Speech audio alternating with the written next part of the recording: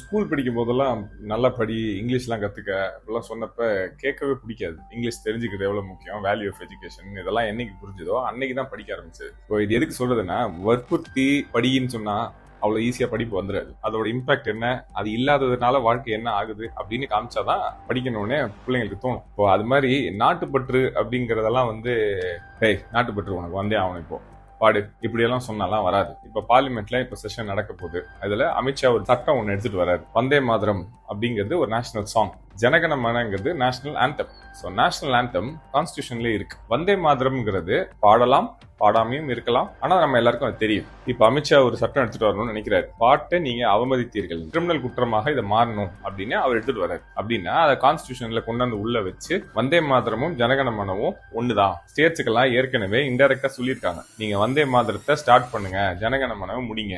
யாரு இதை அவமதிச்சா, யாரோ அவமதிச்சாதான் இதை அவமதிக்க கூடாதுன்னு ஒரு சட்டம் வரணும். இது ஒரு கேள்வி.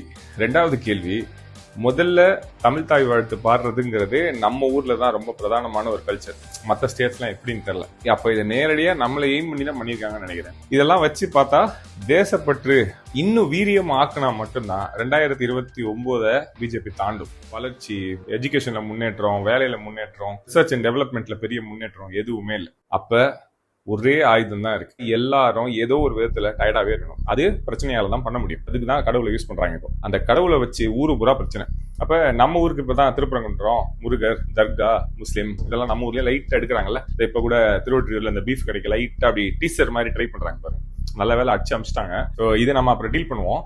ஆனா இந்த வந்தே மாதரத்தை கிரிமினல் குற்றமா மாத்தணும் அப்படின்னு நினைக்கிறவங்க, துரிதம் காட்டுறவங்க, ஒரே ஒரு நாள் பார்லிமெண்ட்ல இந்த மேனுவல் ஸ்கேவெஞ்சிங்னு ஒரு வேலை இருக்கு. சாக்கடையில இறங்கி மனிதர்கள் கிளீன் பண்றது. இதை யாராவது செஞ்சீங்கன்னா, எந்த ஸ்டேட், எந்த டிஸ்ட்ரிக்ட், எந்த தாலுக்கு, எந்த ஏரியால இது யாராவது பண்ணாங்கன்னா, பிரைவேட்டோ கவர்மெண்டோ யாரு இந்த சர்வீஸ மிஷின் இல்லாம எம்ப்ளாய் பண்ணாலும் இது கிரிமினல் குற்றமாக மாறும் அப்படின்னு ஒரு பில் பாஸ் பண்ணலாம்ல. ஏற்கனவே ஜனகணமன இருக்கு, இப்போ வந்தே மாதரம் எக்ஸ்ட்ரா வருது. இதுக்கு கொடுக்குற முக்கியத்துவத்தை அதுக்கு கொடுத்தா அப்ப எது ப்ரையாரிட்டின்னு தெரியுது இல்ல.